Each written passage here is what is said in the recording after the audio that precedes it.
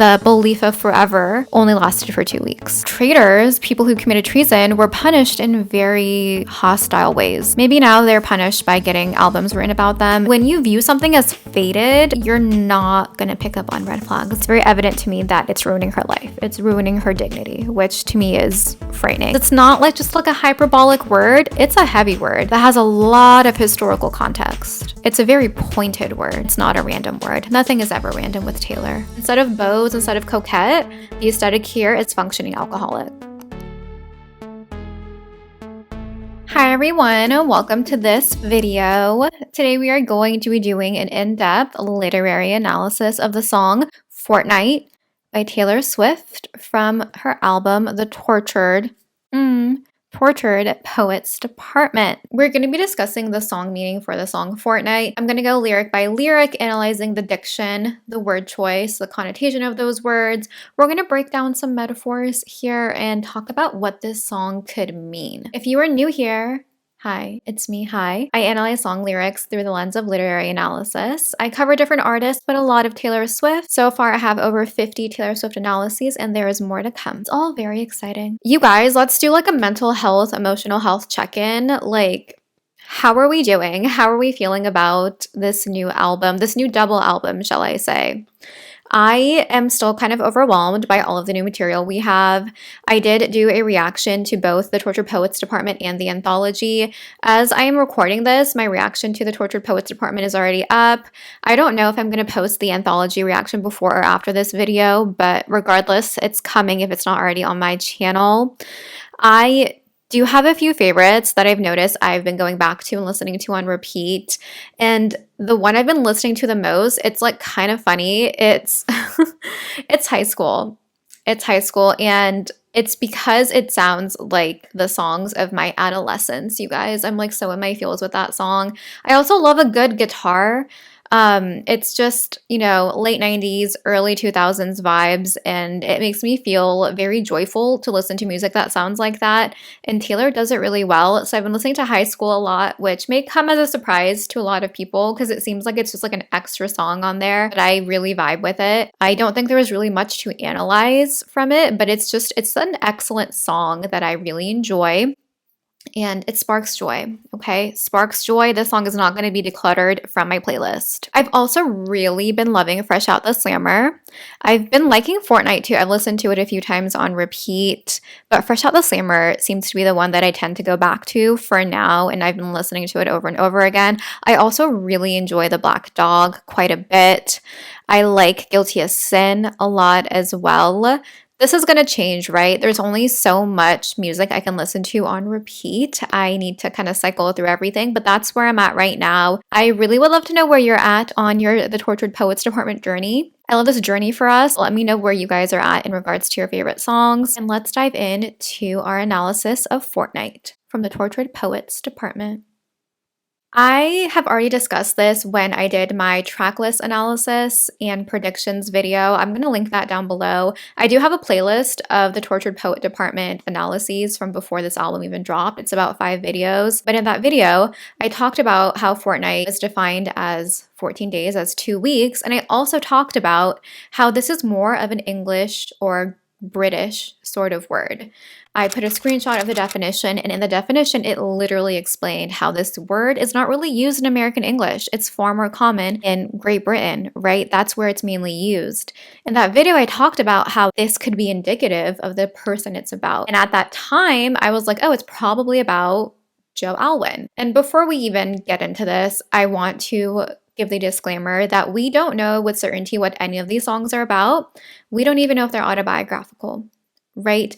Things can always be inspired by true events of the person, of the songwriter, or of their friends, and that can be extrapolated out and fictionalized. I don't ever want to tie things to certain people with certainty because there's always room for interpretation. I also do want to say I've always shied away from talking about who songs can be about, but at this point, it's become kind of unavoidable because it's so imperative to the analysis at this point.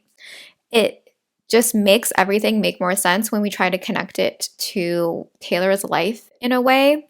Again, not saying it's 100% autobiographical, but we can kind of guess who the inspiration is coming from. And this is hard for me to do because, very respectfully, I never really care who Taylor is dating. I care about her and her art more than, who she's hanging out with in her free time. But we're going to be talking about who the songs may be about when I analyze the Tortured Poet Department songs because, again, it's kind of unavoidable at this point. If I had to guess, from what it seems like, this album's muse seems to have been Maddie Healy from the 1975, which I'm very shook about because I assumed it was going to be more so about the 6-year-long relationship that our protagonist here has been in. When I have combed through these lyrics, and I'm still going through this album lyric by lyric, most of the lyrics point to a very passionate sort of situationship scenario, and allegedly Taylor had that for about a month in the summer of 2023, the summer that perhaps was sparkling and became rusted. And I think the song Fortnight is about that relationship, allegedly, possibly, potentially. Okay, I'm using a lot of conditional language here. When I was doing my predictions video of the track list, I assumed for some reason that this was going to be about the long-term relationship that our protagonist was in. And I was very shook about this because I was like, oh my goodness, they were together for 6 years. And out of those 6 years, they only had a good relationship for a fortnight. Altogether, if you add up all the seconds, all the nanoseconds where it was positive and cute and wonderful, it was just 2 weeks. And for me, the fact that this is an English, British word brings forth a little bit of irony. It's kind of like a little bit of a jab. Also, the word fortnight is quite poetic in my opinion. It's usually in the context of poetry or in bodies of written work that are from an older time period. Now, this love interest here, potentially Maddie Healy, will fit in with this theory because he is also British. He's also British. So my little theory about how this is ironic and, maybe is meant to throw a little bit of shade could be correct. I think it is serving irony realness here. Does that make sense? Serving irony realness? I have no idea. Gen Z, tell me if that makes sense. I, at this time, think this is more so inspired by Taylor's relationship with Maddie Healy because it was a short-lived relationship. It makes more sense why we're talking about a fortnight. I do want to go into a little bit of the lore around this relationship or situationship, whatever you want to call it. Allegedly, Taylor and Maddie have been linked since 2014, since her 1989 era, which is 10 years ago. This is going to come into play when we analyze Fresh Out the Slammer, and I'll explain to you why. But it's possible that Taylor was involved or interested in Maddie for longer than we have known. Newsflash, we don't really know Taylor, right? We know her as Taylor Swift, but she has her own personal life, and we don't know every detail of it. We don't know everything. That's the only bit of lore I want to mention right now about Taylor and Maddie. I think they probably had something, maybe at the very least interest back in 2014, and they had a chance to give it a shot in the summer of 2023. Taylor felt a lot of feels during that time, and all those feelings, or most of those feelings, were used as inspiration for the Tortured Poets Department. That's what I'm thinking. I could be incorrect. And again, all of this is alleged. I'm not psychic. I don't know these people, but that's where I'm at. I think this is more so an album about a fling as opposed to a stable relationship. I want to talk a little bit more about Fortnight because it is such a formal word that I associate with poetry. This kind of mythologizes everything for me. When we use specific types of diction, it has an effect, right? It has a connotation, and the word fortnight feels more formal. It feels very official, and it feels like we're talking about something of great value. It's not casual. We're not saying, okay, that was a 2-week fling. We're saying that for a fortnight here, we were forever. That's very eloquent, and when we use words that kind of mythologize something, we inherently give more value to what we're talking about. It makes what happened here, the heartbreak, more catastrophic. There is a snippet of an interview with Taylor Swift, and she was talking about how this album is quite fatalistic. She was talking about how there's hyperbolic statements made. I can definitely see that in the album. I think just the song title, Fortnight, it's not hyperbolic, but it kind of mythologizes everything. It's making everything seem more grand, and since this word is usually seen in older bodies of work, it makes me think we're talking about something of the past. And if we're talking about something of the past, it means it still has value and it's still relevant today. It's kind of like a fable or a bit of folklore or a myth. I'm already thinking about something very important and maybe something fateful that occurred here. Let's go ahead and dive into verse 1. There's a few main ideas that I see presented here in verse 1. One of them being to showcase the dire mental and emotional state our protagonist is in as a result of this relationship ending. Our protagonist, Girly Pop, here is not doing okay. She's not doing okay at all. There's diction here that suggests our protagonist is feeling lonely, but she's also isolated and kind of forgotten by people who should be her support system. I would argue that in addition to her support system not being there for her, she's kind of forgotten herself as well in terms of her identity, which we'll talk about in just a moment. There's also a lack of anger the protagonist is feeling towards their ex, which to me is wild. It's wild. We're going to talk about that in just a moment as well. This all to me really showcases that there has been no healing yet. I don't think she's set a foot forward yet in her healing journey. Let's go through a lyric by lyric. The first lyric states, I was supposed to be sent away, but they forgot to come and get me. When I look at the diction sent away, I'm thinking about someone who has to be shipped off somewhere because they need some sort of professional help and because they need to not be in their familiar space. Usually when I hear the phrase sent away, I think about someone either being shipped off for behavioral issues or for mental health issues. In this context, I'm going to interpret it as mental health issues and maybe emotional issues as well. But it says they forgot to come and get her. This is what, to me, is connoting a feeling of loneliness, and this is why I'm thinking that people have forgotten about the protagonist. When it says they forgot to come and get me, I'm thinking it's like the people who work at this asylum, this mental institute that she's going to.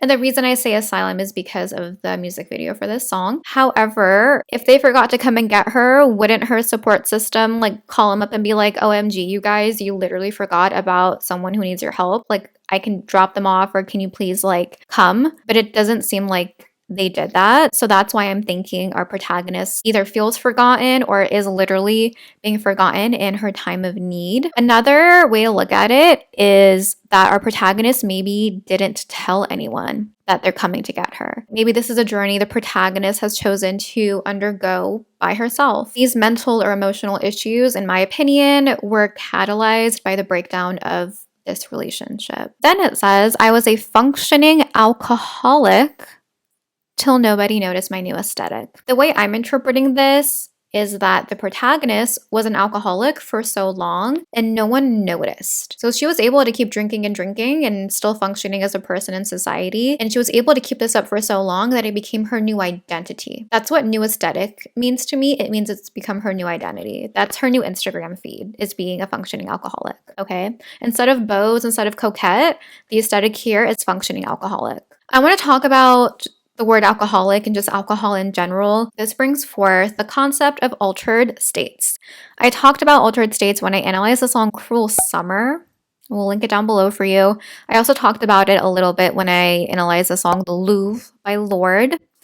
An altered state is a state of existence or like consciousness that is not the norm. Right? Something has been shifted, and it's usually due to like substances like alcohol or drug use, anything like that. Here, our protagonist has been existing in an altered state for a really long time, and we can, make assumptions about the reasons as to why she has chosen to go into an altered state. The first thought I have is for escapism purposes. The reality that she's in, the aftermath of her relationship ending, is way too harsh to exist in, so she needs to forget about it. She needs to like literally run away from reality. You can think about this also as a coping mechanism so she can get through her day, right? She's functioning, so she's able to do her day-to-day tasks, and the only way she can function is if she has something that is kind of numbing the pain a little bit or a lot of it. The protagonist here has felt the need to self-medicate. And the fact that no one noticed her new aesthetic, to me, again, indicates a feeling of isolation. How is no one noticing this? Surely someone really, really close to the protagonist would notice something was off. On the other hand, some people are really good at hiding things that are bothering them. So we can think about it in that way as well. Then it says,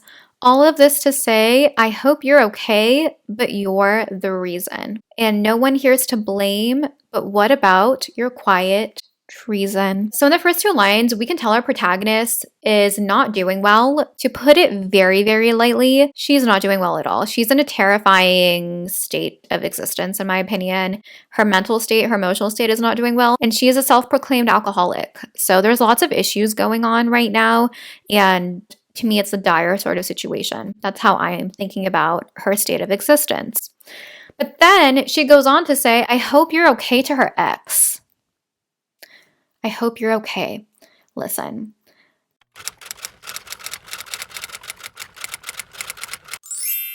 I think it's very commendable to be the bigger person. And I don't think it's appropriate to spew hatred. Very dignified to be respectful of people at all times. And I think it's appropriate to always be respectful of people.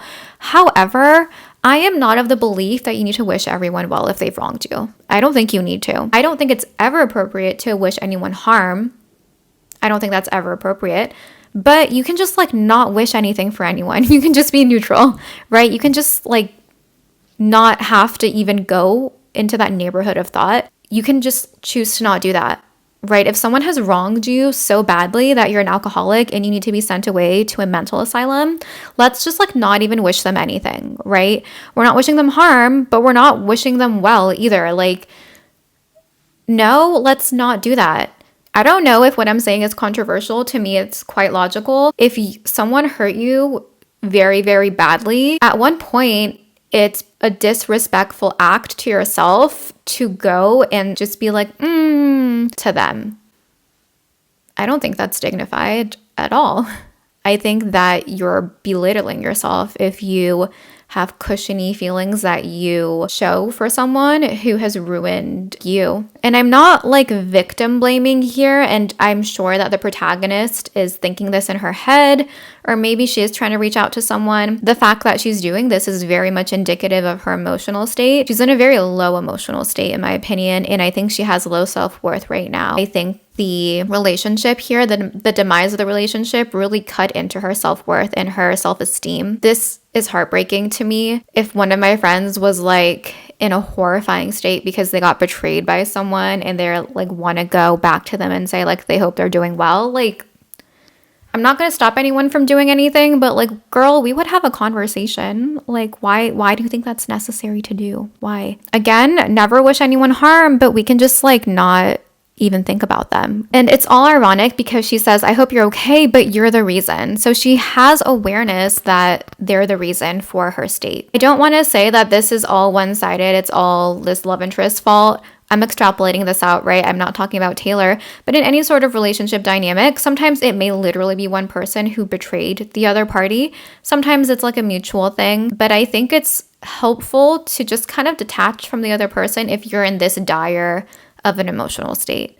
And what I'm saying comes from a logical place, but I understand when there's emotions involved, especially like this, logic is not going to be the first thing on your mind, and you probably aren't even able to think logically because there's so many emotions, there's so much pain.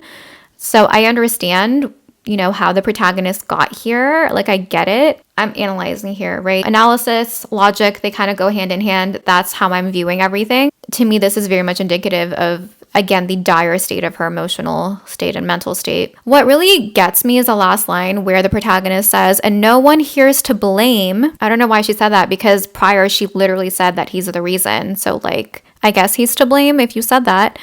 But then she goes on to say, but what about your quiet treason? If someone committed treason, then I would argue they are the one to blame. If someone committed treason, this was not a mutual breakup scenario. They betrayed you. And if someone betrays you, then I think it's their fault, right? I think maybe the protagonist still loves them, so they don't want to brand them with being a traitor, but it's pretty clear to me that there is someone to blame. It's pretty clear to me. I really want us to talk about treason and the definition right now, so let's talk about the actual dictionary definition of treason. So I can drive my point home more as to why the protagonist is doing like a disservice to herself thinking this way. And again, it's not her fault. This is just showing how broken down she was by this relationship. We can think about treason very generally as a grand sort of betrayal, right? Someone who you trusted stabbed you in the back. Let's look at a dictionary definition first. Treason can be thought of as the crime of betraying one's country, especially by attempting to kill the ruler or overthrow the government. Taylor, or our protagonist, does refer to herself as being a queen multiple times on this album. A queen has a kingdom, right? A queen is a ruler.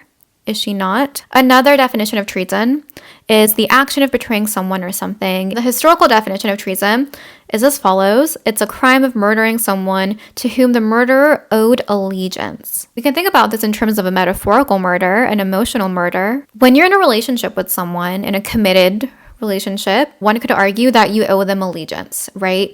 Not to say that the relationship is unbalanced. I think, you should be two equals in a relationship, but you owe them your trust, and they in return should give you their trust and their allegiance, right? It's a two-way street. But we can think about this as more fatalistic, like Taylor perhaps wants us to, and we can extrapolate this out to really showcase the tragedy that this was to our protagonist. I also want us to look at an explanation of treason. We're going to go to the very reliable Wikipedia. Let's read together, shall we? Treason is the crime of attacking a state authority to which one owes allegiance. This typically includes acts such as participating in a war against one's native country. As I'm reading this and as I'm analyzing lyrics about this alleged relationship between Taylor and Maddie, I keep thinking about the song Exile. This is someone committing treason, and treason can be thought of as being committed towards one's native country.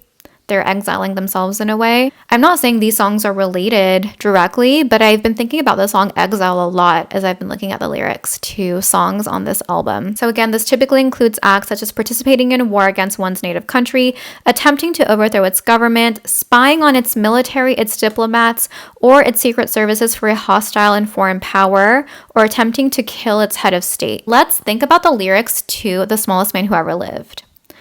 Did our protagonist not wonder if they were sent by someone who hated her and wanted her dead? Did she not ponder whether her lover here was a sleeper cell spy? That really goes with the definition of treason, does it not? And specifically treason to a country or to a ruler. Continuing onwards, it says, a person who commits treason is known in law as a traitor. And then I want to talk about high treason versus petty treason. So treason against one's monarch is known as high treason, and treason against a lesser superior was petty treason. However, as jurisdictions around the world abolished petty treason, the word treason came to refer to what was historically known as high treason. So the quiet treason here, I'm thinking about as high treason as the most intense form of treason. Traitors, people who committed treason, were punished in very hostile ways back in the day. Maybe now they're punished by getting albums written about them. My point in reading all of that was to illustrate the heaviness the word treason has. Because it's not like just like a hyperbolic word, it's a heavy word that has a lot of historical context. It's a very pointed word, and it's not a random word. Nothing is ever random with Taylor. The treason here has a qualifier, the word quiet. This to me connotes a feeling of secrecy, and this is all again evident in the bridge to The Smallest Man Who Ever Lived. The treason here was unexpected by our protagonist. She didn't see this coming. Quiet treason to me is a little bit of a juxtaposition because, like I said, the word treason is a horrifying word, especially in this context, and it's a heavy word. It's a grand act of betrayal, but the word quiet is so small, it's so secretive. What's terrifying is that the protagonist was very intimately involved with this traitor. Physically intimate, but also emotionally intimate. In the song The Tortured Poets Department, which I am thinking is potentially about this same love interest, a love interest who just casually likes to take typewriters everywhere, a love interest who was in a GQ interview talking about how he stands typewriters. I don't know though. Like I said, these things can be taken from pop culture, extrapolated out. But the protagonist in The Tortured Poets Department in that song pondered, who else can hold you like me? So they were intimate more than just physically, but also emotionally. At least the protagonist was. And again, I am extrapolating this out because I don't know the people involved. I don't want to comment on their character. But in my opinion, if someone were to commit treason, were to betray someone that they were close with, that intimately, it would be a specific type of person. Not everyone has the ability to betray someone so deeply. It takes a specific type of person to treat someone in a way that would require them to use this sort of diction. And again, Taylor did say this is a fatalistic album and things can be more hyperbolic in contexts like this. However, if we are just to think about these as characters, this is illustrating a very horrifying emotional and mental situation that's caused by the breakdown of a romantic relationship. Chorus. I interrupt this video with a very special message from myself. It's from me. I sponsored my own video. I am restarting my consulting services. If you want me to help you with your own unique lyrics or your own unique poetry, if you are a tortured poet and want a second set of eyes on your work, I can help you with that. I got you. There's going to be more information in the links down below. This is a service that I offered a while ago, so there are reviews from people who have used my services, so you can also check that out. Back to the video you actually clicked here for.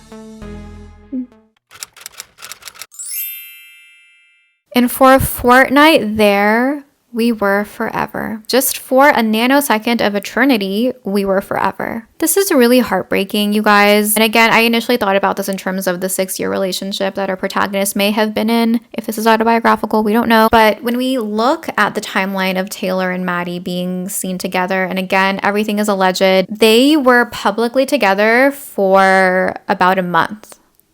It was like May to June 2023. So the concept of a fortnight of 2 weeks really matches that timeline. So for just 14 days, for a mythological fortnight, they were forever. It's possible they promised they would be forever, which is something we'll talk about when we analyze more songs, talking about rings and putting rings on the ring finger that people put engagement rings and wedding bands on. They could have literally talked about being forever, or the protagonist maybe just felt so much sureness that she thought it was forever. Maybe she felt so sure that in a concert that she was having, she said that the song Cardigan was about someone and that, you know, it's for them and she loves them. And maybe our protagonist possibly, potentially in a concert said that everything in her life was like making sense and everything was the way it should be. I am paraphrasing here. All of those things indicate that this is someone who really thought they were going to be in a long relationship. One could argue, right? This lyric here, and for a fortnight there we were forever, is a juxtaposition. Juxtaposition is a literary device when we have things set side by side for the purpose of comparison. Juxtapositions are often opposing. To me, when I interpret juxtapositions, first of all, I love interpreting juxtapositions. They're so fun. They're a very good tool to use in writing. When I usually interpret juxtapositions that are very opposing,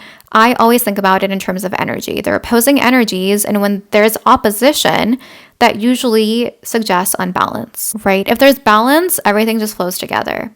But there's a sort of friction here. There's like a puzzle piece that isn't fitting. So when we have feelings of opposition like this, when we have something that isn't fitting in a balanced way, to me that indicates there's a problem. There's something brewing here. There's something not vibing here. So that to me is kind of like a foreshadow. A few ways we can think about this. This could be expectations versus reality. Expectation was though they would be together. The reality was that they weren't. There's a great deal of irony in this juxtaposition, right? Because a fortnight is not even a month, and forever is literally forever, right? There's maybe a little bit of embarrassment here about how the protagonist thought this was going to go and how it ended up going. Maybe the protagonist felt silly that they believed that this was a forever thing when it really wasn't. The belief of forever only lasted for 2 weeks. Not a stable dynamic at all, in my opinion. Then it says, run into you sometimes, ask about the weather. In my opinion, in the chorus, the protagonist is kind of like forecasting out into the future as to how it'll be like to run into each other. We can assume that this protagonist and love interest not live in the same area,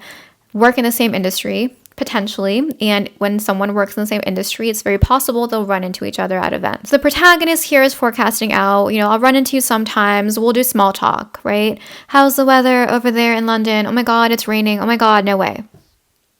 Okay. Small talk vibes. Then it says, now you're in the backyard, turned into good neighbors. So the protagonist is being the bigger person here and inviting him over to her house. When I hear the word good neighbors, I envision a white picket fence in my mind. Very like 1950s vibe. I don't know why. I've always just envisioned that ever since I have read through these lyrics. White picket fence vibes. I did Google good neighbors because it's a phrase that kind of stuck out to me, and this could be a reference to a Robert Frost poem, and it's about the idea of how fences can create good neighbors because you have boundaries with your neighbors. When you have boundaries like a fence, the vibes are going to be vibing, right?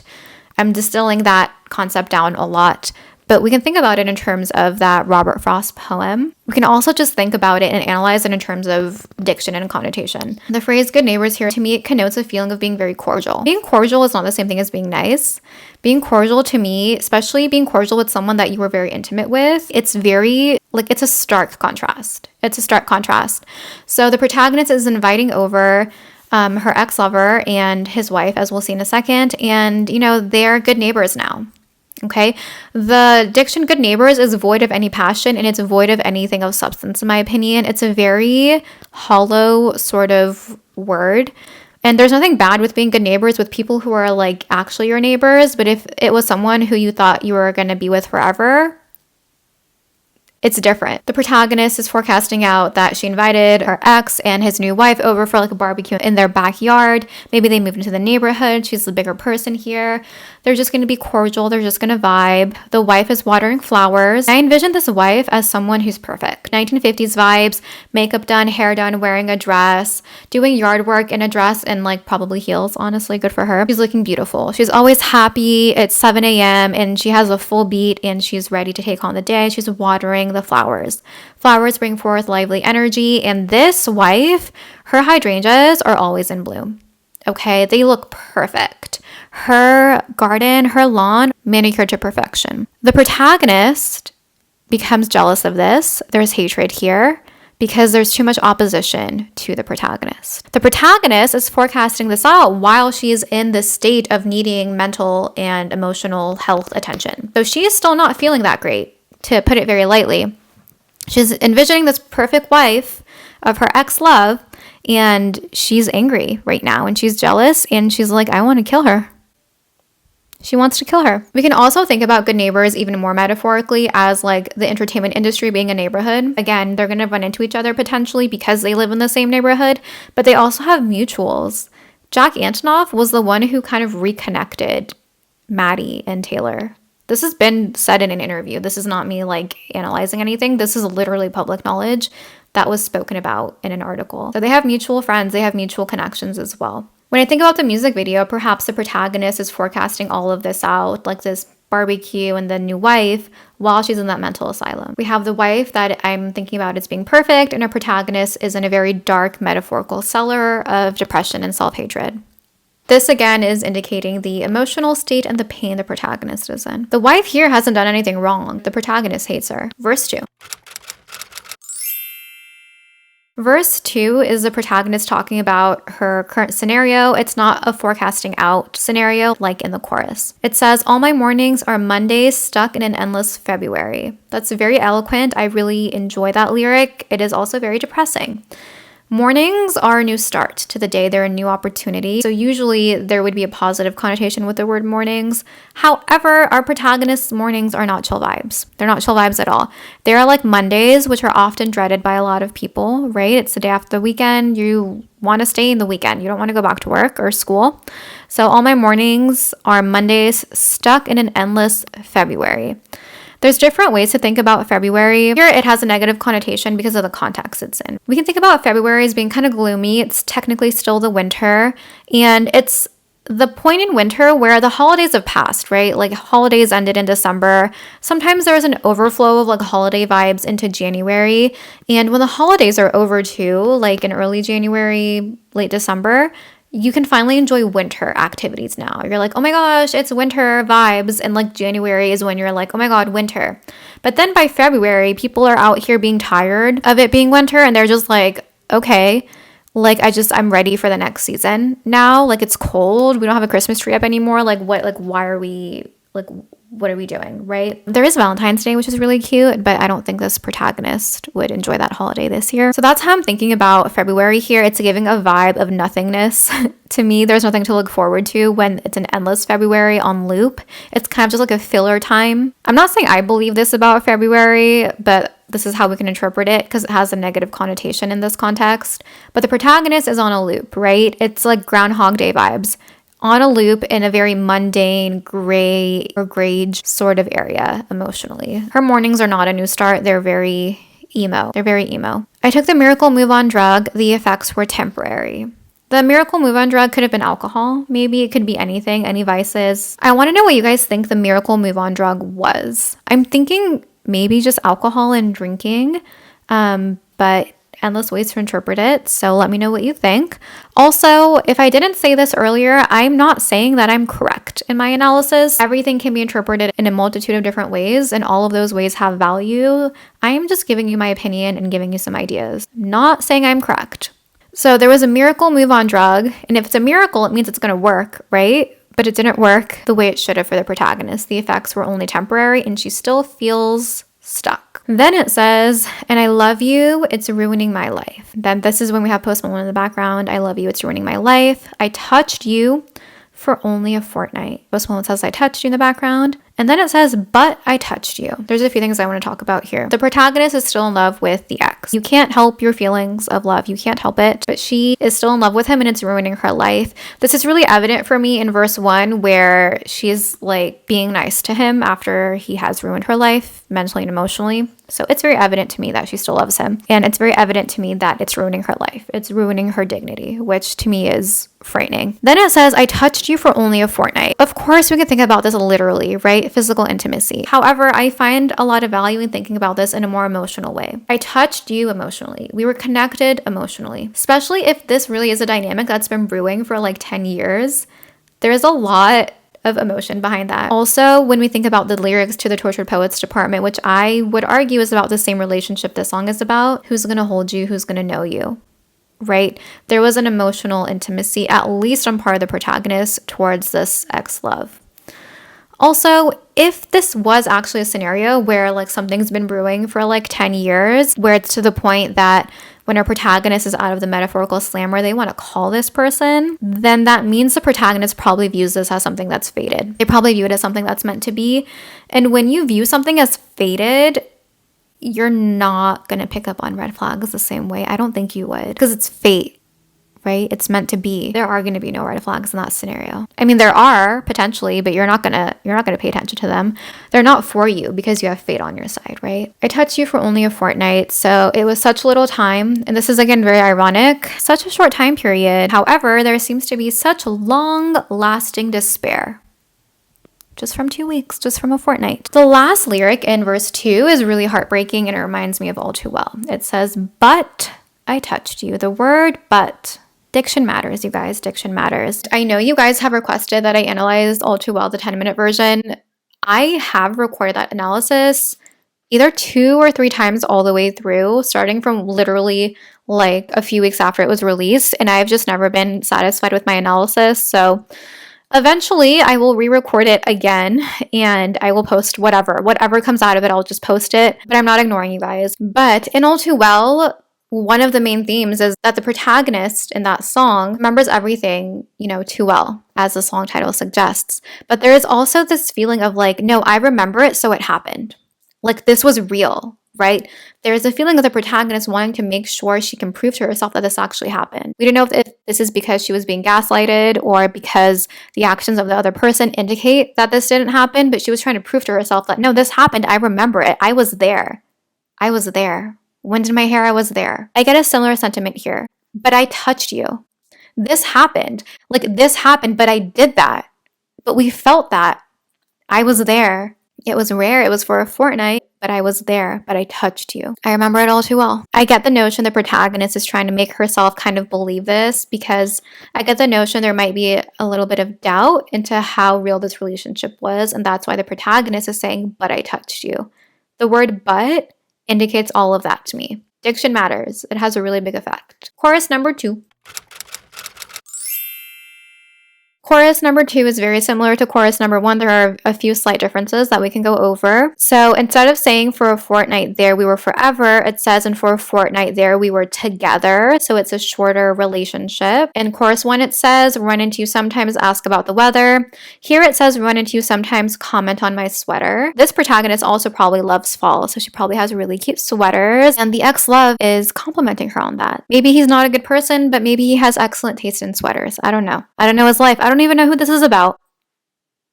IDK. Chorus 1 says, now you're in my backyard, turned into good neighbors. In chorus 2, it says, now you're at the mailbox, turned into good neighbors.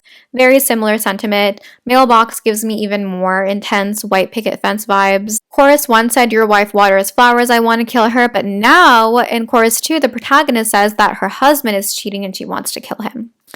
This is, again, a forecasting out of what it's going to be like, and it's a forecasting out from the present moment the protagonist is in while she's in pain and not healed. That's why it's so negative. In her, forecasting out into the future, the love interest is happy with a really cute wife who's watering cute flowers, but because she's in a negative headspace, she's forecasting herself to be with a husband who's cheating on her. And she wants to kill him out of rage. It's interesting to me she's associating her ex's wife with a lively energy. Lively energy because she's watering flowers. Flowers bring forth lively energy. Positive symbol in my opinion. If you watch my channel, you know how hard I stand flower imagery. Like, bless up, I love flower imagery. So that's a positive association. However, she's associating her future husband with a despicable and cowardly energy. She's in a very low emotional state right now. That's what that's indicating to me. Bridge. The bridge consists of repeated lyrics. I love you, it's ruining my life. There's background vocals of that same lyric. I touched you for only a fortnight. I touched you, and that's repeated again. I wouldn't analyze the bridge in any new way because I have talked about these lyrics before, but there's a lot of repetition in the bridge, right? And I always say that repetition signifies significance, especially when it's not the song title, and especially when we have intentional songwriters, which is how I think about Taylor Swift. The protagonist really, really loves this person still, and it's really, really ruining their life. The repetition shows us how real this is for her, and it really drives the point home about how her reality is at this moment. I touched you for only a fortnight. We were emotionally and physically intimate for only a fortnight. Last verse. Last verse is where we have Post Malone come out from the background vocals and come to the forefront. I also really like that Taylor did a duet with Post Malone. I don't really listen to his music super often. I have heard some songs and I like them. I did have like a week or two when I listened to Chemical on repeat. Like I was vibing with that, but they just work really well together. And also like, why do they have so much chemistry in the music video? When he was touching her face and looking at her, why was there so much chemistry? I don't know. So it says, thought of calling ya, but you won't pick up. Another fortnight lost in America. Move to Florida. Buy the car you want. We're going to talk about that. But it won't start up till you touch me. Post Malone is singing that first part of the last verse, but then we have another repetition of that verse where Taylor's voice is at the forefront. So I'm interpreting it as her perspective. It's the same lyrics, but the last line, instead of saying till you touch me, it says till I touch you. So there's a variation of perspectives here. Let's talk about this last verse. Thought of calling you, but you won't pick up. This is maybe thought by the love interest. I don't think he cares, honestly. I don't think he cares. The other person won't pick up either because they literally don't care or because this is the type of person they are. This ex-love is not someone who is reliable with answering calls. That's another way we can think about it. Then it says another fortnight lost in America. There's two ways that we can think about this in my opinion. If you have more ways, please tell me down below. This love interest is not from America. This relationship, in my opinion, probably occurred exclusively in America because it was only for a fortnight. And also, if the inspiration for this was the Taylor and Maddie Healy relationship, situationship, that was from May 2023 to June 2023. And it was in America because Taylor was doing Eras Tour then, and all of the dates were in America.